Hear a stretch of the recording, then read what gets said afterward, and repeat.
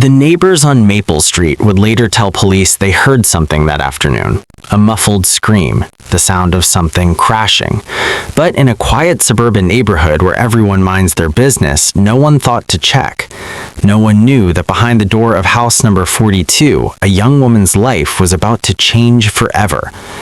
What began as an accident inside a laundry room became a criminal case that revealed how the people we trust most can sometimes be the ones who hurt us deepest. This is Rebecca's story. Before we go any further, let us know in the comments where you're watching from. We'd love to hear from you. And if you're new here, click on the subscribe button so you never miss any of our upcoming videos. Rebecca Matthews was 22 years old when this happened. A junior at State University studying psychology, she had dreams of becoming a counselor, someone who could help people work through their traumas. She had no idea she would soon need that kind of help herself. Rebecca had always been independent, the kind of person who insisted on doing things herself, who didn't like to burden others with her problems. Her parents lived 3 hours away in a small town where she grew up, and when she decided to attend university in the city, they worried about her living alone. That's when her uncle Daniel stepped in with an offer. Daniel Morrison was her mother's older brother, 43 years old, a respected high school teacher who had lived in the city for nearly 2 decades. He had a large house in a safe neighborhood, far too much space for one person. He told Rebecca's parents she could stay with him rent-free while she finished school. Just help out around the house a little, he said. Do some grocery shopping, maybe cook dinner once in a while. Her parents were relieved. They trusted Daniel completely. He was family. He had been at every family gathering since Rebecca was born, had given her birthday presents, and attended her high school graduation. Her mother called him a blessing. Rebecca moved into his house in August, taking the upstairs bedroom that had its own bathroom. The arrangement seemed perfect at first. For the first 3 months, everything was normal. Daniel left for school each morning at 7, came home around 4 in the afternoon. They would eat dinner together sometimes, watch television, talk about her classes and his students. He seemed like the cool uncle who understood young people, who didn't lecture her about staying out later, having friends over. He respected her space, knocked before entering rooms, never made her feel uncomfortable. Rebecca felt lucky. Some of her friends were struggling to pay rent or dealing with terrible roommates. She had a safe, comfortable place to live with someone who cared about her. Or so she thought. It was a Tuesday afternoon in late November when everything changed. Rebecca had afternoon classes that got canceled because her professor was sick. She came home earlier than usual, around 1 in the afternoon. Daniel's car wasn't in the driveway. He was still at work. She decided to catch up on laundry, something she had been putting off for over a week. She gathered her clothes, carried the basket down to the small laundry room off the kitchen. The house had an older model front-loading washing machine, the kind that locks automatically when it starts its cycle. Rebecca had used it dozens of times before without any problems. She loaded her clothes inside, added detergent, and started the machine. But as it began to fill with water, she noticed something. One of her sweaters, her favorite blue cardigan, was stuck in the rubber seal around the door. If she didn't get it out now, it would be ruined. The machine had just started, hadn't locked yet. She reached in quickly, trying to grab the sweater and pull it free, but her hand got caught.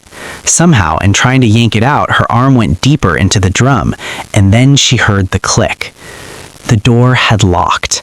Rebecca's heart began to race. She tried to pull herself back, but she couldn't get leverage. Her body was wedged at an awkward angle, her shoulders pressed against the drum, her hips against the door frame. She pushed with her feet, but the floor was slippery from water that had splashed out. She managed to twist enough to get her phone from her back pocket with her free hand. She called Daniel. It rang 4 times before he answered, his voice confused, asking why she was calling in the middle of the school day. She tried to stay calm as she explained what happened. She was stuck, really stuck. Could he come home and help her? There was a pause on the other end of the line. Then Daniel's voice came back, suddenly alert, concerned. He said he would leave right away. He would be there in 15 minutes. She just needed to stay calm and wait. Rebecca tried not to panic during those 15 minutes, but it was hard. Her arm was starting to go numb, her back hurt from the position she was in. The water in the machine had drained, but she could hear the drum trying to turn, making a grinding sound because her body was blocking it. She thought about how embarrassing this was, that she would have to explain to Daniel that she got stuck in a washing machine like some character in some ridiculous comedy, but mostly she just wanted to get out. She heard the front door open, footsteps coming quickly through the house, Daniel's voice calling her name. She answered from the laundry room, her voice muffled by the machine. He appeared in the doorway, his face flushed from running. He took in the scene, his eyes moving over her predicament. For a moment, he just stood there. Then he moved closer, kneeling down beside the machine. He asked if she was hurt, if she could breathe okay. She said yes, she was fine, just stuck. She needed him to turn off the machine and see if he could unlock the door somehow. Daniel stood up and unplugged the washing machine. The grinding sound stopped. He examined the door, tried the handle, but it wouldn't budge. Most front-loading machines, he explained, have a safety lock that doesn't release until the machine completely drains and the cycle ends. Even unplugged, the mechanism was still engaged. He would need to manually release it, which meant getting to the back of the machine or finding the emergency release cable. Rebecca felt a wave of relief. He knew what to do. He could fix this. But then something changed in the room. A shift so subtle she almost didn't notice it at first. Daniel's hands, which had been examining the door lock, moved to her shoulders. He said he needed to see how stuck she really was, needed to assess if they should just call the fire department. His touch lingered longer than necessary. He moved his hands down her back, supposedly checking how wedged she was, but his fingers pressed in a way that didn't feel clinical or helpful. They felt deliberate. Rebecca's whole body went tense. She told him to stop, her voice coming out louder than she intended. She said he didn't need him to touch her like that. Just fix the machine, get her out. For a moment, there was silence. Then Daniel's voice came, different now, lower. He said he was just trying to help, said she was being dramatic. He stood up and walked to the other side of the machine, and Rebecca thought maybe it was over. Maybe he would just unlock the door and we could both pretend that uncomfortable moment never happened. But he didn't unlock the door. Instead, he came back around to where she was trapped. And what happened next would become the subject of a police investigation and a criminal trial. Rebecca would later tell detectives that she froze. It's a common response to sexual assault, something she would learn in her psychology classes but never thought she would experience herself. When your brain can't fight and your body can't flee, you freeze. You disappear into yourself while your body endures something you can't stop. She would tell them that Daniel took advantage of her trapped position in ways that violated her, that betrayed every ounce of trust her family had placed in him. She would describe how she begged him to stop, how she cried, how she tried to twist away but couldn't, how the very person who was supposed to help her, who was supposed to keep her safe, became her attacker. The assault lasted approximately 7 minutes, though Rebecca would say later it felt like hours. When it was over, Daniel finally went to the back of the machine and found the emergency release cable. The door unlocked. Rebecca pulled herself out and immediately ran from the room. She went straight to the upstairs bathroom, locked the door, and sat on the floor. Her whole body was shaking. She could hear Daniel downstairs, could hear him moving around. She heard the washing machine start up again, heard the water running. He was destroying evidence. Rebecca sat in that bathroom for 3 hours. She didn't know what to do. This was her uncle, her mother's brother, the man who had been at every family Christmas, every Thanksgiving, the man her parents trusted to keep her safe. How could she tell them what he did? Would they even believe her? She thought about how it would look to others. She had been the one stuck in the machine. She had called him to come help her. Some people might say she put herself in that position. She thought about how powerful Daniel was in the community, a teacher, respected, involved in his church. She was just a college student with no proof of what happened. It would be her word against his. But then she thought about something her psychology professor had said in class just a few weeks earlier. She had said that sexual assault thrives in silence, that perpetrators count on their victims being too ashamed or too afraid to speak up. She had said that reporting abuse, even when it's hard, can prevent the abuser from hurting someone else. Rebecca picked up her phone. Her hands were still shaking. She scrolled through her contacts and called her best friend, Maya. Maya answered on the second ring, her voice cheerful, asking how Rebecca's day was going. Rebecca started to speak and then burst into tears. The words came out broken and confused. Maya, who was pre-law and had done an internship with a victim advocacy group, immediately understood the gravity of what Rebecca was saying. She told Rebecca to lock her door and not come out until Maya got there. She said she was calling the police and then she was coming to get Rebecca. She said not to shower, not to change clothes, not to do anything that might destroy evidence. Rebecca waited, curled up on the bathroom floor, while sirens grew louder in the distance. The police arrived at Daniel's house at 6:37 that evening. 2 officers, 1 male and 1 female. Daniel answered the door, calm and confused, asking what this was about. When they told him there had been a report of sexual assault, his face went pale. He said there must be some mistake.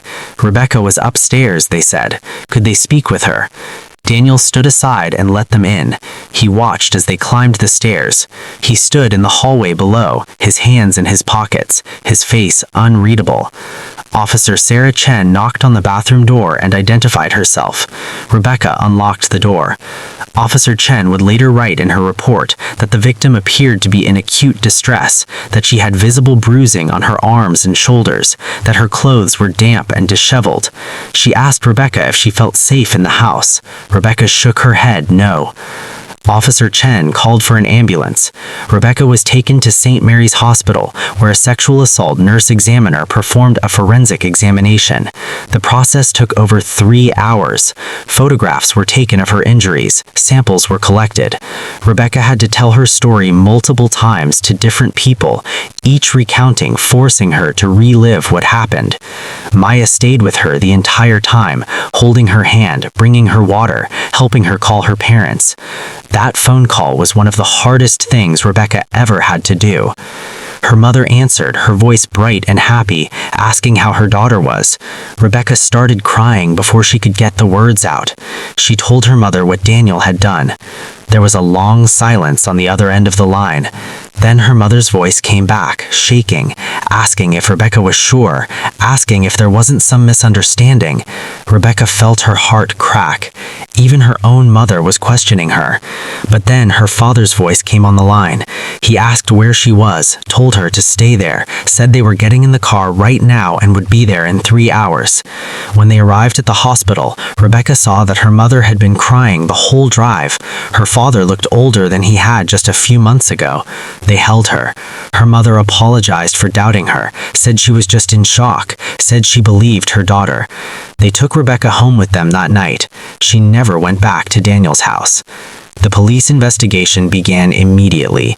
Detective Marcus Williams was assigned to the case.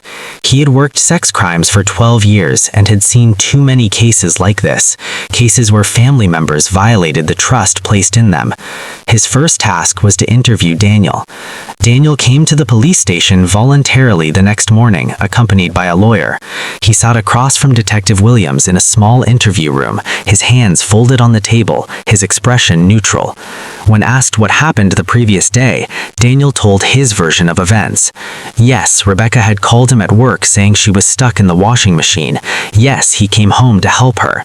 He described finding her wedged in the machine, said he had to touch her shoulders and back to assess how stuck she was.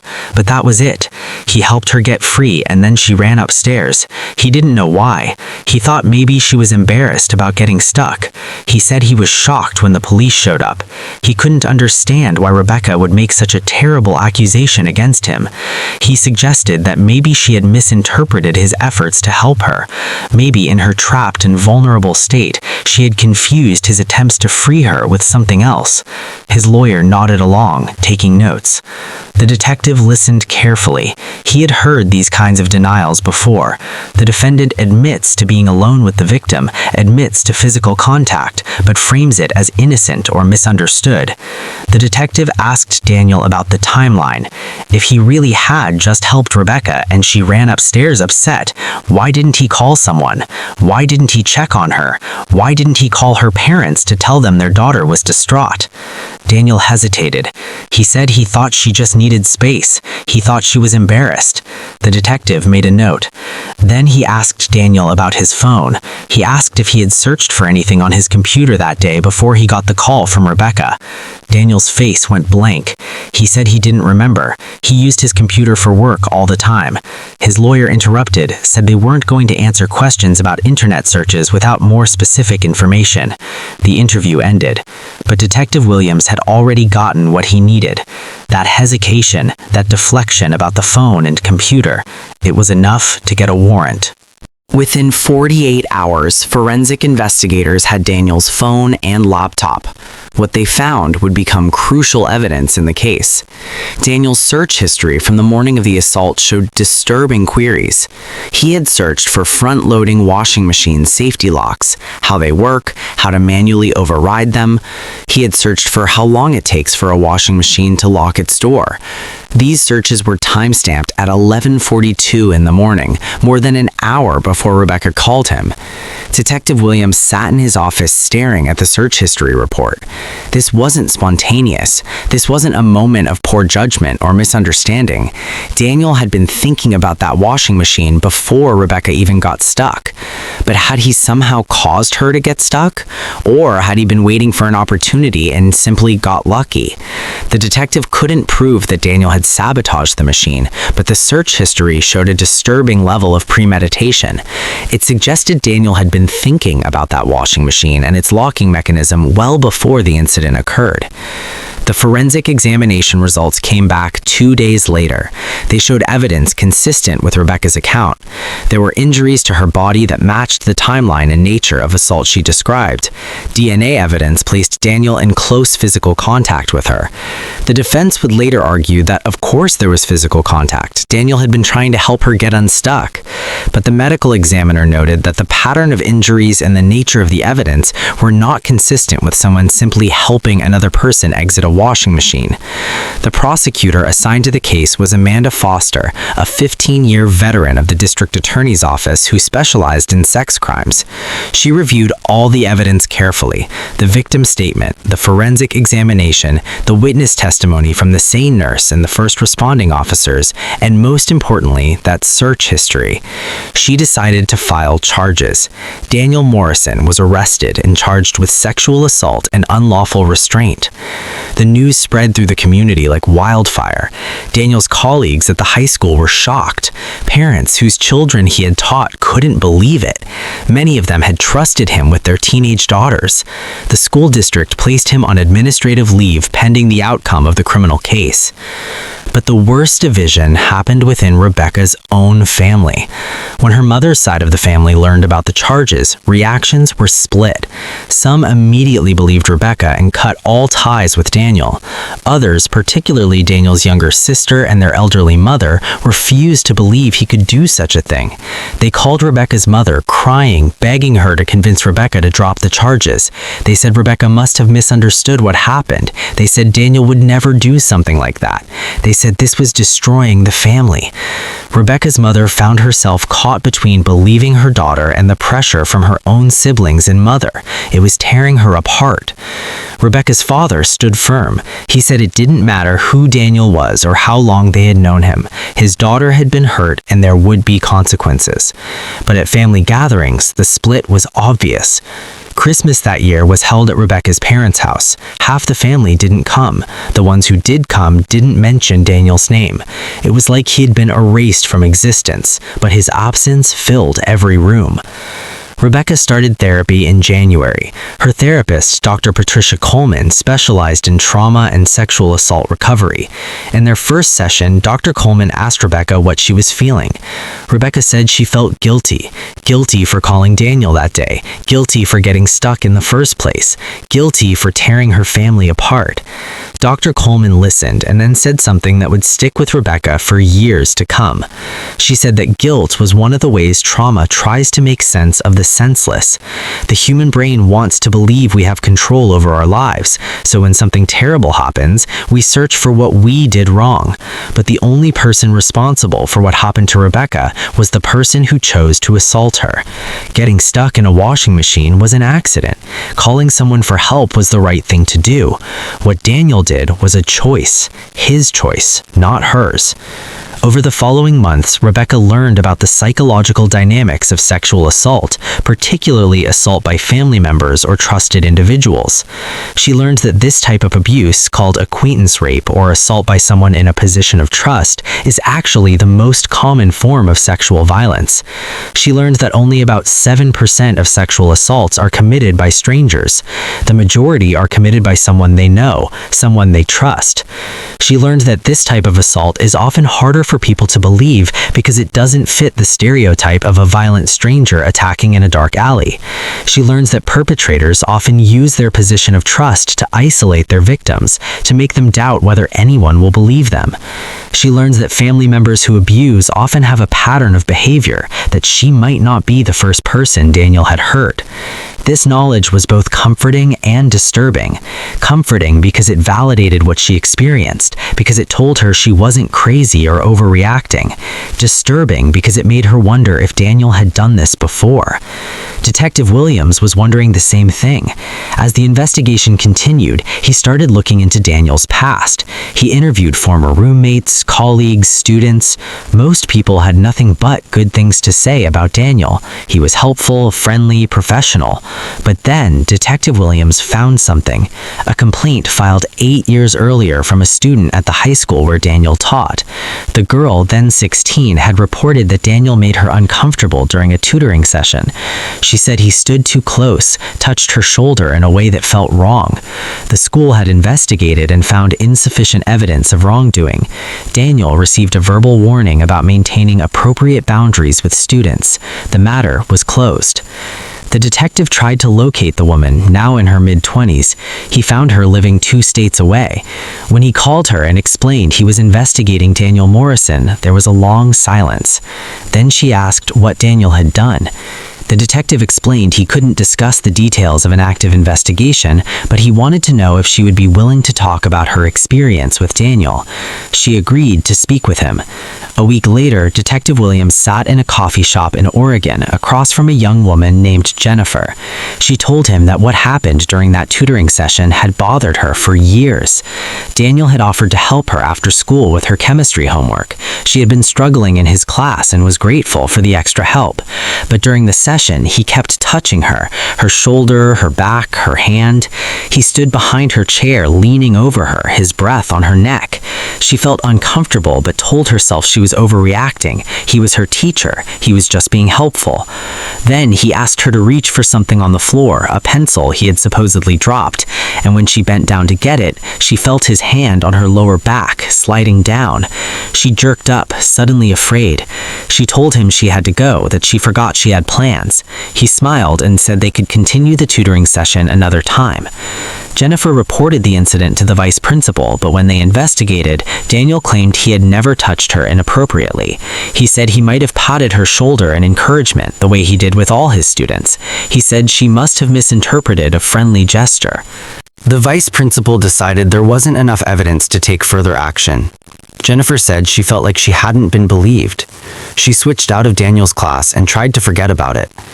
But hearing that Daniel had been arrested for sexual assault brought it all back. Detective Williams asked if she would be willing to testify if the case went to trial. She said yes.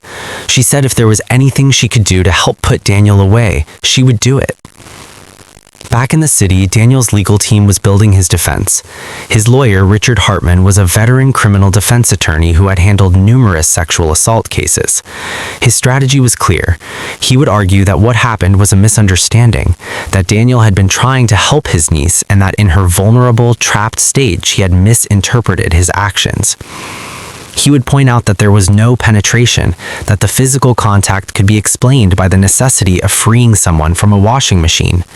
He would emphasize Daniel's clean record, his standing in the community, his reputation as a caring teacher and family member. Most importantly, he would attack the timeline. He would argue that Rebecca had been stuck in that machine for several minutes before calling Daniel, that she had been in a state of panic and physical distress, that her perception of events couldn't be trusted.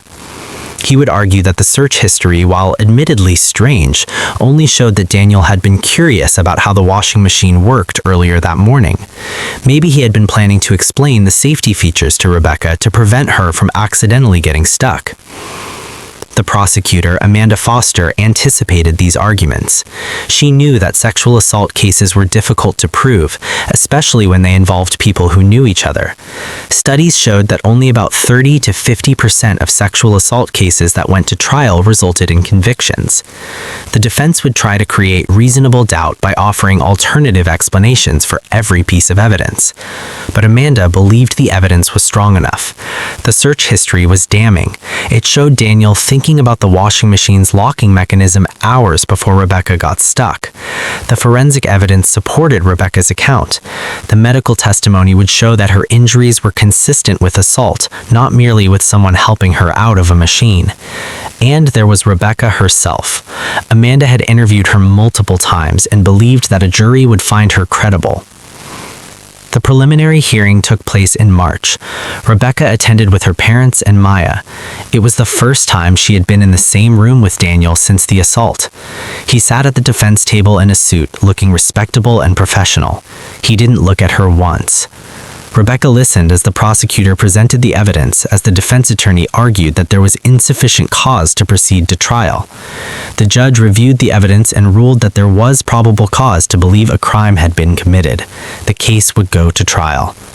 That night, Rebecca received a Facebook message from someone she didn't know. The message called her a liar. It said she was destroying a good man's life for attention. It said she would get what was coming to her. Maya helped her report the message to the police and block the sender, but over the next few weeks, more messages came from different accounts. Daniel's supporters, people who believed he was innocent and that Rebecca was making false accusations. Some of the messages were threatening enough that Detective Williams opened an investigation into witness intimidation. The stress was overwhelming. Rebecca's grades suffered. She had to take a leave of absence from her classes. She couldn't sleep. She jumped at sudden noises. She couldn't go into laundry rooms without having panic attacks. Dr. Coleman told her this was normal, that trauma responses often intensified when victims had to face their attackers in legal proceedings. She encouraged Rebecca to practice grounding techniques, to lean on her support system, to remember that what she was doing was brave and important. In April, 3 months before the trial was scheduled to begin, Richard Hartman made a plea offer. Daniel would plead guilty to a reduced charge of assault in exchange for probation and mandatory counseling, no jail time. Amanda Foster presented the offer to Rebecca and her family. She explained that if they accepted it, Daniel would have a criminal record and wouldn't be able to teach anymore, but he also wouldn't go to prison. If they went to trial, there was a chance the jury might acquit him and he would walk away with nothing on his record. But there was also a chance they would convict him of the more serious charges, which carried a prison sentence of 5 to 15 years. Rebecca had to decide what she wanted. She thought about how exhausting the trial would be, how she would have to testify in front of a room full of people, how the defense attorney would try to discredit her. She thought about the possibility that after all of that, the jury might not believe her. But then she thought about Jennifer, the former student who Daniel had made uncomfortable. She thought about the search history, the evidence that suggested Daniel had planned this. She thought about how he had shown no remorse, had never apologized, had painted himself as the victim. She told Amanda Foster that she wanted to go to trial. She said she wanted a jury to hear what Daniel did. The trial began on a hot Monday morning in July. Jury selection took 2 days. The final jury consisted of 8 women and 4 men, ranging in age from 25 to 68. Opening statements were heard on Wednesday. Amanda Foster stood before the jury and told them Rebecca's story. She explained that this was not a case about a misunderstanding or a helpful uncle whose actions were misinterpreted. This was a case about a man who saw an opportunity when his niece was vulnerable and helpless, and he took advantage of her. She told them about the search history that showed Daniel had been thinking about the washing machine's locking mechanism hours before Rebecca got stuck. She told them about the forensic evidence that would show Rebecca had been assaulted. She told them about Jennifer, the former student who had reported similar behavior years earlier. Richard Hartman stood up for his opening statement and painted a different picture. He described Daniel as a devoted uncle who had opened his home to his niece, who had rushed home from work when she called for help. He said the evidence would show that Daniel had to touch Rebecca to assess how stuck she was and to help free her. He said that in her panicked and uncomfortable state, trapped in an embarrassing position, Rebecca had misperceived innocent actions as something malicious. He said the search history only showed that Daniel had been a curious person who wondered how the safety locks worked earlier that morning. Maybe he had been planning to explain the safety features to Rebecca to prevent her from accidentally getting stuck. The prosecutor, Amanda Foster, anticipated these arguments. She knew that sexual assault cases were difficult to prove, especially when they involved people who knew each other. Studies showed that only about 30 to 50% of sexual assault cases that went to trial resulted in convictions. The defense would try to create reasonable doubt by offering alternative explanations for every piece of evidence. But Amanda believed the evidence was strong enough. The search history was damning. It showed Daniel thinking about the washing machine's locking mechanism hours before Rebecca got stuck. The forensic evidence supported Rebecca's account. The medical testimony would show that her injuries were consistent with assault, not merely with someone helping her out of a machine. And there was Rebecca herself. Amanda had interviewed her multiple times and believed that a jury would find her credible. The preliminary hearing took place in March. Rebecca attended with her parents and Maya. It was the first time she had been in the same room with Daniel since the assault. He sat at the defense table in a suit, looking respectable and professional. He didn't look at her once. Rebecca listened as the prosecutor presented the evidence, as the defense attorney argued that there was insufficient cause to proceed to trial. The judge reviewed the evidence and ruled that there was probable cause to believe a crime had been committed. The case would go to trial. That night, Rebecca received a Facebook message from someone she didn't know. The message called her a liar. It said she was destroying a good man's life for attention. It said she would get what was coming to her. Maya helped her report the message to the police and block the sender. But over the next few weeks, more messages came from different accounts. Daniel's supporters, people who believed he was innocent and that Rebecca was making false accusations. Some of the messages were threatening enough that Detective Williams opened an investigation into witness intimidation. The stress was overwhelming. Rebecca's grades suffered. She had to take a leave of absence from her classes. She couldn't sleep. She jumped at sudden noises. She couldn't go into laundry rooms without having panic attacks. Dr. Coleman told her this was normal, that trauma responses often intensified when victims had to face their attackers in legal proceedings. She encouraged Rebecca to practice grounding techniques, to lean on her support system, to remember that what she was doing was brave and important. In April, 3 months before the trial was scheduled to begin, Richard Hartman made a plea offer. Daniel would plead guilty to a reduced charge of assault in exchange for probation and mandatory counseling, no jail time. Amanda Foster presented the offer to Rebecca and her family. She explained that if they accepted it, Daniel would have a criminal record and wouldn't be able to teach anymore, but he also wouldn't go to prison. If they went to trial, there was a chance the jury might acquit him and he would walk away with nothing on his record. But there was also a chance they would convict him of the more serious charges, which carried a prison sentence of 5 to 15 years. Rebecca had to decide what she wanted. She thought about how exhausting the trial would be, how she would have to testify in front of a room full of people, how the defense attorney would try to discredit her. She thought about the possibility that after all of that, the jury might not believe her. But then she thought about Jennifer, the former student who Daniel had made uncomfortable. She thought about the search history, the evidence that suggested Daniel had planned this. She thought about how he had shown no remorse, had never apologized, had painted himself as the victim. She told Amanda Foster that she wanted to go to trial. She said she wanted a jury to hear what Daniel did. The trial began on a hot Monday morning in July. Jury selection took 2 days. The final jury consisted of 8 women and 4 men, ranging in age from 25 to 68. Opening statements were heard on Wednesday. Amanda Foster stood before the jury and told them Rebecca's story. She explained that this was not a case about a misunderstanding or a helpful uncle whose actions were misinterpreted. This was a case. Amanda Foster guided her through her testimony. Rebecca described moving in with Daniel, their normal relationship, the events of that November afternoon. She described getting stuck in the washing machine, calling Daniel, waiting for him to arrive. Her voice shook as she described what happened when he came home, how his touches changed from helpful to invasive, how she begged him to stop. She looked at the jury as she spoke, not at Daniel. She answered every question clearly and honestly. Then it was Richard Hartman's turn to cross-examine her. He asked if she had been drinking that day. She said no. He asked if she had taken any medications that might affect her perception. She said no. He asked if she was sure Daniel's touches weren't just him trying to figure out how to free her. She said she was sure. He asked why she didn't scream for help, why she didn't try harder to stop him. Amanda Foster objected, arguing that the question was victim blaming. The judge sustained the objection, but the damage was done. The jury had heard the question. Richard Hartman asked if Rebecca had any financial difficulties that might motivate her to file a false accusation against a wealthy relative. Rebecca's face flushed with anger. She said she wasn't suing Daniel. This was a criminal case. She wasn't asking for money. She just wanted justice.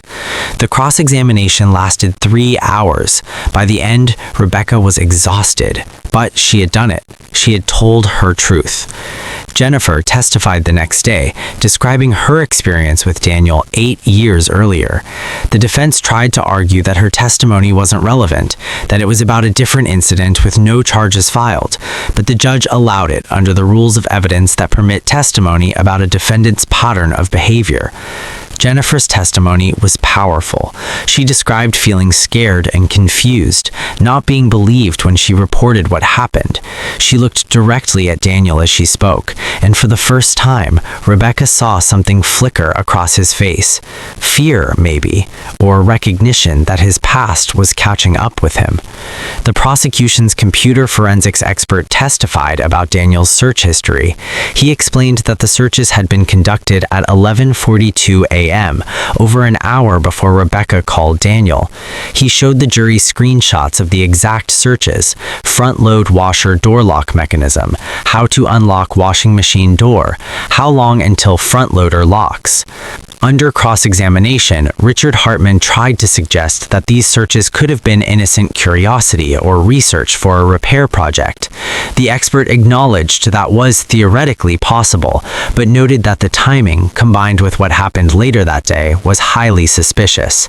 The prosecution's rested its case. Now it was the defense's turn.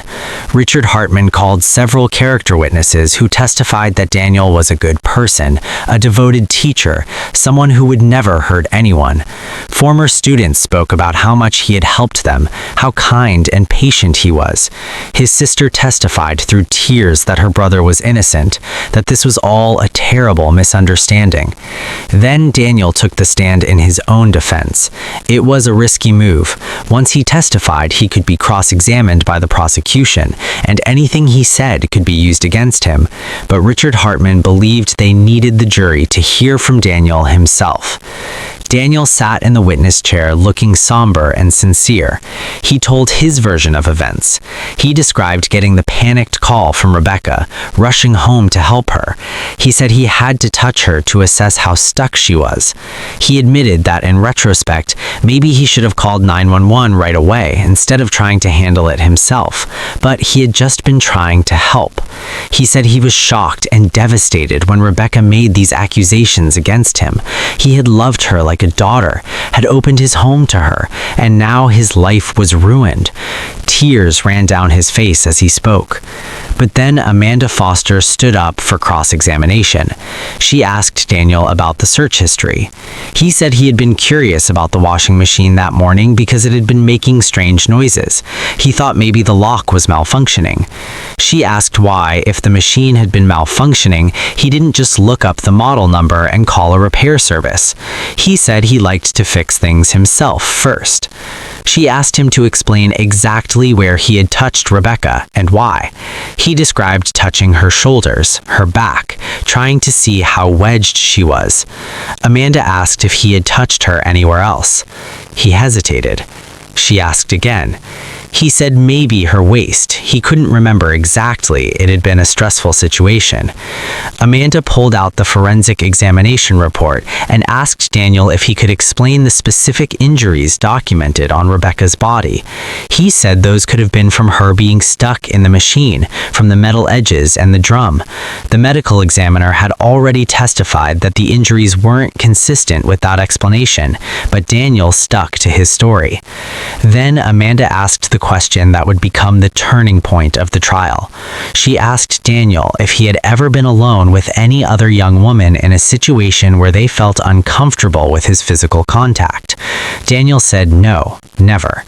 Amanda asked if he remembered a student named Jennifer reporting an incident to the school administration 8 years ago. Daniel's face went pale. He said that was different. That had been a misunderstanding too. Jennifer had been a sensitive girl who had misinterpreted a friendly gesture. Amanda asked if he saw a pattern here. 2 young women, years apart, both reporting inappropriate touching, both being told they misunderstood.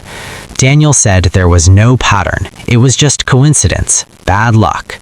Amanda let that answer hang in the air for a moment. Then she asked Daniel about the timeline. If he had really been innocent, if he had really just been trying to help Rebecca and she had misinterpreted his actions, why hadn't he called her parents immediately when she ran upstairs upset? Why hadn't he called anyone? Why had he just gone about his evening as if nothing had happened? Daniel said he thought Rebecca was embarrassed about getting stuck. He thought she needed space. Amanda asked if he would have given his niece space if she had been injured in his home, if she had fallen down the stairs or burned herself cooking. Would he have just left her alone in the bathroom for hours? Daniel had no good answer. The cross-examination lasted for 2 days. By the end, Daniel's composure had cracked. He seemed frustrated, defensive, less like the mild-mannered teacher and more like a man whose lies were catching up with him. Both sides gave their closing arguments. Richard Hartman urged the jury not to convict a man based on a misunderstanding, not to destroy his life based on circumstantial evidence and one person's interpretation of events.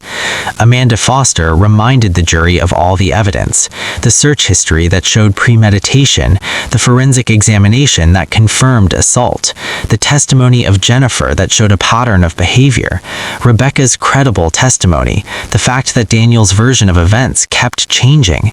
She told the jury that this wasn't about misunderstanding. This was about betrayal, about a man who violated someone who trusted him, who was vulnerable and helpless. She asked them to think about how Rebecca must have felt, trapped in that machine, realizing that the person who was supposed to help her was hurting her. She asked them to give Rebecca justice. The jury deliberated for 3 days. Rebecca waited at home with her parents, unable to eat or sleep. Every time her phone rang, her heart jumped. Finally, on Friday afternoon, the call came. The jury had reached a verdict. Rebecca and her family drove to the courthouse. The courtroom was packed. Reporters had been covering the trial, and it had attracted significant public attention. Rebecca sat in the front row, holding her mother's hand as the jury filed in. None of them looked at Daniel, which Rebecca's father said was usually a bad sign for the defendant. The judge asked if the jury had reached a verdict. The foreperson, a middle-aged woman who worked as a nurse, stood up. She said they had. On the count of sexual assault, they found the defendant guilty. On the count of unlawful restraint, they found the defendant guilty. Rebecca burst into tears. Her mother hugged her. Her father sat with his head in his hands, shoulders shaking. Behind them, they heard Daniel's sister wailing in protest. The judge banged his gavel and called for order. Richard Hartman asked for bail pending sentencing. Amanda Foster argued that Daniel was a flight risk and should be remanded immediately. The judge sided with the prosecution. Daniel was taken into custody right there in the courtroom. As the bailiff led him away, he looked back at Rebecca. For just a moment, their eyes met. Rebecca saw no remorse there, only anger. Sentencing was scheduled for 6 weeks later. Rebecca attended along with her parents and Maya. The judge allowed Rebecca to read a victim impact statement before pronouncing sentence. She stood at the podium and looked at Daniel. She said he had taken something from her that she could never get back. He had taken her sense of safety, her ability to trust. He had stolen months of her life to trauma and fear. He had torn apart her family. He had shown her that the people who are supposed to protect you can sometimes be the ones who hurt you most. But she also said he hadn't broken her. She was getting help. She was healing. She had found her voice. And she had learned that speaking the truth, no matter how hard, was worth it. She looked at the judge and said she hoped the sentence would reflect the seriousness of what Daniel had done and would protect other young women from experiencing what she experienced. The judge sentenced Daniel to 12 years in prison with the possibility of parole after serving 8 years. He would also be required to register as a sex offender for life and complete a sex offender treatment program. Daniel's lawyer immediately filed an appeal, arguing that the judge had erred in allowing Jennifer's testimony and that the sentence was excessive. The appeal was ultimately denied. Daniel is currently serving his sentence at the state correctional facility. He will be eligible for parole in 2032. Rebecca's healing has been a long process. She returned to university the following semester, but changed her major from psychology to social work. She said she wanted to work directly with survivors of trauma, to be the kind of advocate she wished she had before Maya stepped into that role for her. She speaks at awareness events about sexual assault, particularly assault by family members or trusted individuals. She talks about how this type of abuse is more common than people think, how perpetrators use trust and authority to silence their victims. She talks about the importance of believing survivors, of taking reports seriously, of not dismissing uncomfortable behavior as misunderstandings. She volunteers with a local organization that provides support to sexual assault survivors navigating the criminal justice system. Rebecca's relationship with her extended family has improved somewhat, though it will never be the same. Some family members who initially doubted her have apologized. Daniel's sister still refuses to speak to Rebecca or her parents. Daniel's mother passed away a year after the trial, still believing her son was innocent. Rebecca grieves that loss of family connection, but she doesn't regret speaking up. The investigation into Daniel's past revealed no other formal reports of assault, but several other former students came forward after the trial to say he had made them uncomfortable in ways they hadn't reported at the time. One woman said Daniel had offered her extra tutoring and then spent the entire session standing too close, touching her hair, complimenting her appearance in ways that felt wrong. She said she stopped asking for help in his class after that. Another former student said Daniel gave her a ride home once when she missed her bus, and during the drive, he asked her personal questions about her boyfriend and her sexual experiences. She said she felt trapped in the car, couldn't wait to get out. She never accepted a ride from him again. These women said they felt guilty for not reporting his behavior sooner, that maybe if they had spoken up, Rebecca wouldn't have been hurt. Rebecca tells them that's not true, that the only person responsible for what happened to her is Daniel. She tells them that speaking up is hard, that she understands why they stayed silent, that there's no shame in protecting yourself. But she also tells them that their voices matter now, that every person who confirms a pattern of predatory behavior makes it harder for abusers to hide. The case has also led to changes in policy.